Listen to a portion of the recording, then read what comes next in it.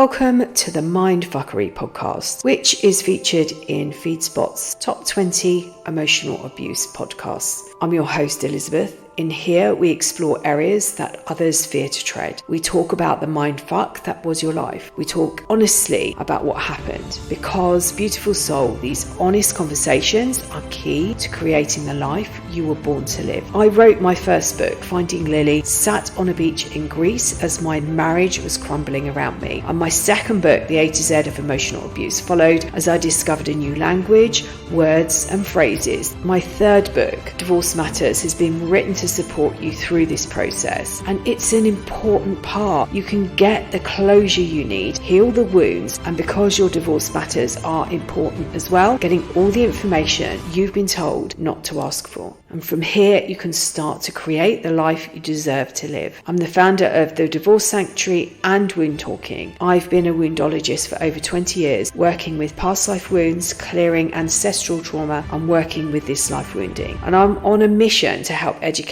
as many people as I can on the effects of trauma on our lives and our children's lives, and healing the wounds of our fathers. It stops here, it stops now, and it stops with us. So welcome along to the journey of a lifetime. Welcome to Series 2, Episode 15. This week I want to look at the different facets that we have within us. It might be that coming out of a narcissistic or emotionally abusive a relationship was toxic, depends how you class it, how you see it. You might come out not actually knowing who you are. There are so many different elements that get destroyed. In fact, I've spoken about this in various podcasts recently and YouTube about the aim of the emotional abuser is actually to destroy you. And if they haven't destroyed you during the relationship, they aim to do that after the relationship. You had a role and you are part of their film, part of their set, part of their play, part of the theatre that is their life. And they spot something in you that they are missing. And then they set out to take what it is. It's something that's missing in them. When I wrote the A to Z of emotional abuse, I put in there, what if you were actually staring at yourself? What if you actually fell in love with part of yourself? I remember standing in front of the mirror and not actually recognizing the person staring back at me. And this happened quite a few times. I felt lifeless. I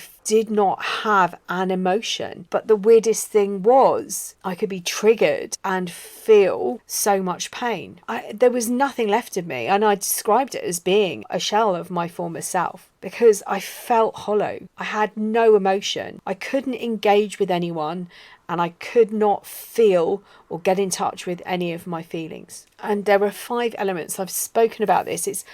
I think it's an overhang from a lot of the work I was doing prior to working with and helping people heal from emotional abuse. There are various different areas, which are spirituality, emotionally, mentally, and physically, that they set out to destroy you. But one thing that was missing from that, I felt, was financially, because I had been financially ruined and drained of everything. And in fact, it was literally the day that I turned around and said my savings were down to a very small amount. I think it was £73 or something like that from a lot.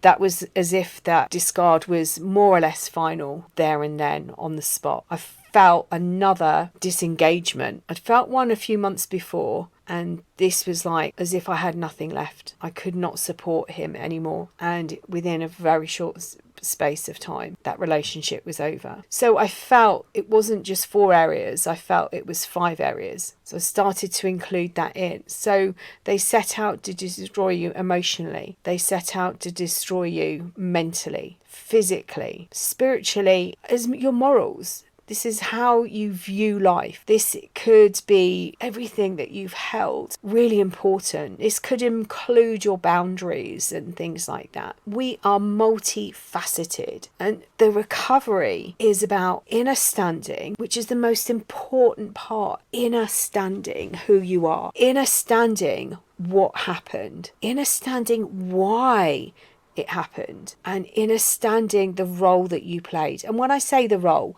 You were on stage with them, and there might be an element that you got something from that relationship as well as you were giving them everything. It became really clear to me from quite early on in my recovery that part of the cycle of abuse and that love bombing stage, that idealization stage, that part where they placed you on a pedestal, the time that they were telling you how amazing you were. And I spoke about that at the time, describing it, because the words of really what I was talking about in the book are how I felt. So when I've written about the cycle of abuse, when I've spoken about it, this was actually how I felt, and this was me being seen and heard. And the more and more work that I did around this area, the more and more I realised how important it is to make sure that our children are seen and heard in the way that they should be, that are valued for every element of them. And we really are diamonds. There are so many different faces that we have. We might have a personality that we use or that comes out when we're with older friends, maybe that we've known from childhood or as a teenager. We might behave and speak in a different way. We might behave in a different way and speak in a different way when we're surrounded by friends and family than we do at work. We might have a telephone voice. I was reading a book called The Dark Side of the Light Chasers, and it's by Debbie Ford. I've read it about 10 years ago, and it really, really resonated with me at the time. In there were two things actually in that book. She talks about recovery. I think it was something like a drug addiction that she might have had and she was recovering from. She was doing a lot of work. She was going to lots of seminars, and I don't know whether she turned up late to one seminar or something was going on. And the person that was running the course turned around and said, and I don't know whether it was to her actually or whether it's somebody else, "You're a bitch." And she was really quite offended. Or they might have been talking about that and she was really quite offended, and she was like, I'm not a bitch. I've worked really hard on myself. I don't want to take on that. I'm quite offended by that name calling. And the woman stopped and said, I want you to really think about this. I really want you to look at all the different elements that we possess within us. And she said, day-to-day life, yeah, you don't need to be a bitch, and you probably don't display that part of your personality. But she was saying we have the ability to do that. And she went on to say there are times when being a bitch is really needed. And she said, what if you had some work being done on your property and the workmen were maybe taking a lot more money or taking longer or not turning up on time and leaving early, and you might actually have to get that inner bitch out and pull them or call them to task. She was saying we all have the ability to be a murderer. Again, a lot of people I think in the seminar were like, I couldn't do that. I would never murder someone. And she said, but I ask you to think about a scenario, the possibility that somebody was being hurt in front of you that is really important to you, maybe a child or someone in your close family unit, and you went to protect them. There is a possibility that, circumstances could cause you to cause harm to someone. So it's about thinking of the different parts of us. So there were the other part, and the story that I really loved from that book is the way she describes John Welwood's analogy of the castle. So he describes us as castles. I describe us as diamonds. I actually think the pressure that we're under and that we've been put under and perhaps squashed into does create this multifaceted being, and under pressure is how a diamond is formed. So he describes this as a castle, and he says a castle is full of rooms and corridors, basements, attics, and each room represents a part of us that contains a unique gift. And he says, as a child, what we will do is explore these rooms, and we'll do that without shame and judgment. And he says, as people visit our castle, they may have told us that they don't like something, so we close the door to that room or to that part of ourselves. And he says, think of the people who have walked in and out of your life, and with each relationship different people gave you their views on what they think that you should be like. Perhaps they don't like the way you do your hair. Perhaps they don't like the way you do something, how you speak. There's so many different elements to this. So Debbie Ford describes this, and at the end she says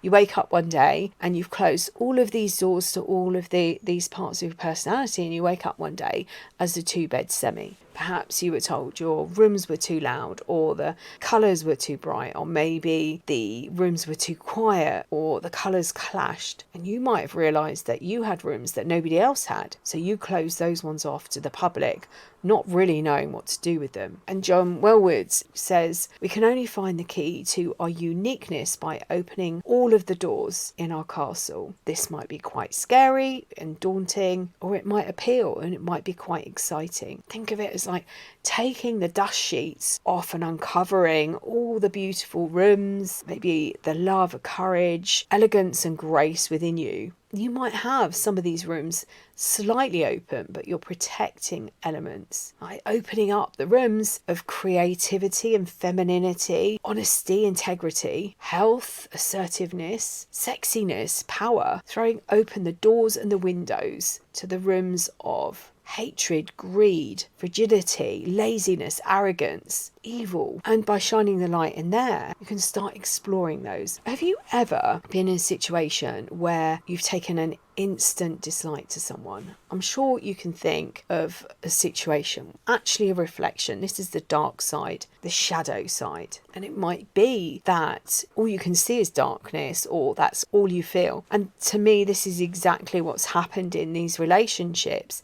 Somebody's moved in, they've moved in with all their old junk, they've put it in your rooms, they've told you it belongs to you, and then they walk away and they leave you with all the junk. Now, that actually might happen inside you as well as outside you. The chaos that I had to clear up, the debris that I had to get rid of. But I'm actually talking about inside us. So if we've got lots of different parts of us, and so these rooms that we've got inside us that represent part of us, somebody's moved their furniture in. And this is really what happens in an abusive relationship. This is really what happens if you're in a relationship with somebody who is higher up on the narcissistic scale. They literally take over. This is what I was realizing. I was seen and heard. And I bought into this story, and there were so many times, there were so many red flags. I could create yards and yards, miles and miles of bunting with the red flags that came up. But there was something that stopped me, because I got something out of it as well. I was seen and heard in a way that I'd never been seen and heard by anyone, until it didn't work, until I had nothing left, until I was broken emotionally. I'd given up a company. My finances were broken. I was broken mentally. I was broken down. I was destroying relationships. I was living in fear, and the wounds of abandonment, betrayal and shame, they were huge. I abandoned myself. I abandoned those people around me that I held close. I betrayed myself, and I betrayed those people, and I felt huge wounds of shame for doing that, and for living in that place and not being able to get out of it, because that wasn't who I was. And as I stood in the mirror, as I said, there was nobody there. There was a shell. And I remember contacting someone who I'd been training, who was in a similar position and a similar relationship, and saying, do a body scan quickly and see whether you can feel any wounds within your body, because I work a lot with energy, and see if some of these wounds aren't yours. This was 2018 I started doing this, and realizing that these wounds weren't mine. I was grieving and I was trying to heal, but I wasn't healing myself. Take a moment and think about it. What impact has this person had on your life? Are you, or are you living the life that you created with them? Are you trying to? This is something else I did.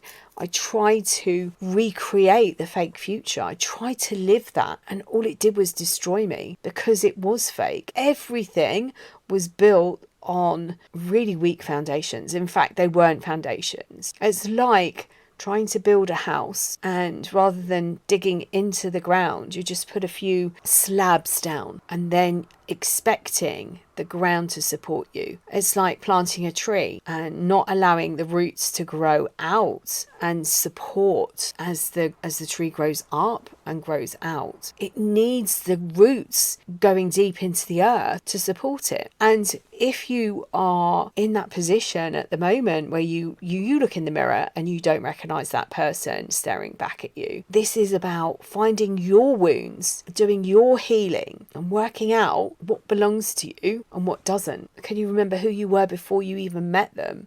What your life was like? And for some people that could be quite hard, because you could have met them at a really young age, 15, 16, 17, 18. Your life becomes consumed by what they want. And so coming out of these relationships, there are so many levels of grief, not knowing who they were. So you're grieving the person you thought they were and then discovering that they're not that person. And then if you're still in contact with them, you don't even recognize them because they've put on a different mask and playing a different role for somebody else. I've spoken about them being parasites. I think I spoke about that last week on the podcast. So definitely on YouTube. There's a couple of parasites. There's one that gets into a mouse and changes the brain chemistry to make it not fearful of the cat and gets into the cat because it can only reproduce in the cat's gut. There's another one, I can't remember whether it gets into the fish to get into a bird or it gets into the bird to get into the fish. There are a couple of others as well that use that behaviour. And you were used in that way. Their long-term goal, I don't know what their long-term goal is. I don't know whether they know what their long-term goal is. You were used as a stepping stone, and once there's nothing left of you, once they've taken all of your resources, they've taken all of your energy, your money, they've broken you down mentally and emotionally, physically, they move on. They find another host, someone that can support them, that can provide for them. And your life then becomes consumed with what they're doing, who are they with. And these are wounds of not being good enough. These are wounds that are creating this pain. And I was in so much pain, but I felt nothing.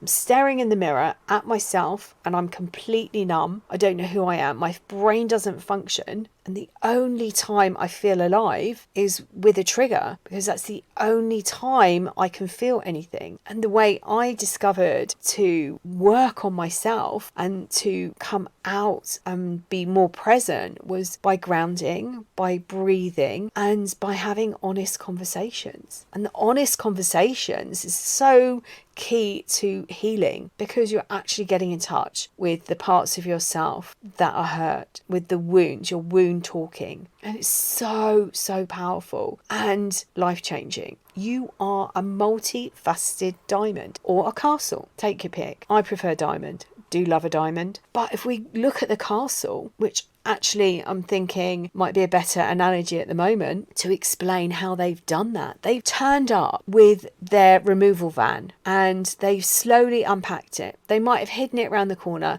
You didn't know it was there. And every time they come into the castle, they bring something with them. A grubby old chest, an old table, broken chairs, a cooker that doesn't work, old pictures with the frames that are broken, whatever their junk is. They bring it in and you don't know it's being moved in. And during that idealization stage, when you're listening to what they're saying, and this idealization stage doesn't happen just once. It might be extended initially. How amazing you are. You're the only person that sees them. You're the only person that gets them. You're the only person.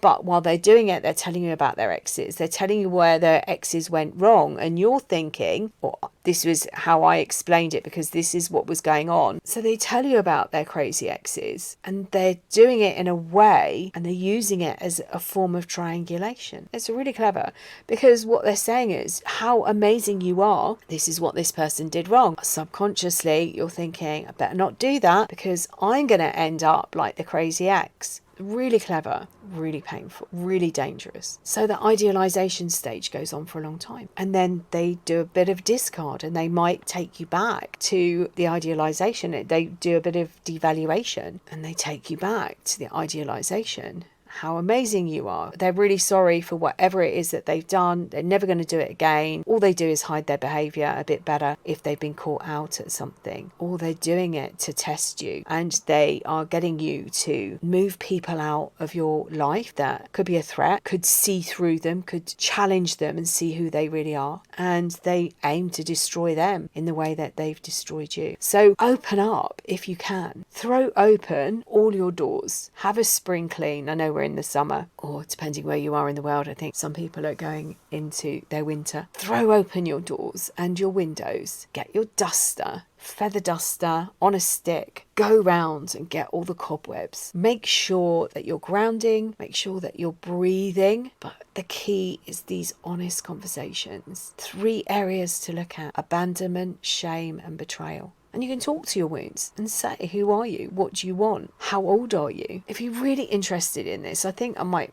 run a workshop on talking to the wounds. So drop me a line. I'll put a link below. I'll also put a link to Debbie Ford's book. And if you've got a moment and you're able to help me by liking or commenting on the podcast, that'd be amazing. Just so the reach gets out a little bit further. Recommend it to your friends if you know anyone that's going through something similar. There are other tools and techniques that will help you recover and maybe a bit quicker I can offer, but those 3 are key. And one thing that will help you know where you are on your journey is once you call it out as an abusive relationship, and once you stop defending them, you know that you're nearly back. If not, you are back to who you were. And it might be even better than that. It might be that original castle with all your doors and windows open, and with the confidence and the power to say, this is me, this is who I am, and shine like a diamond. Sending you loads and loads of love until next time.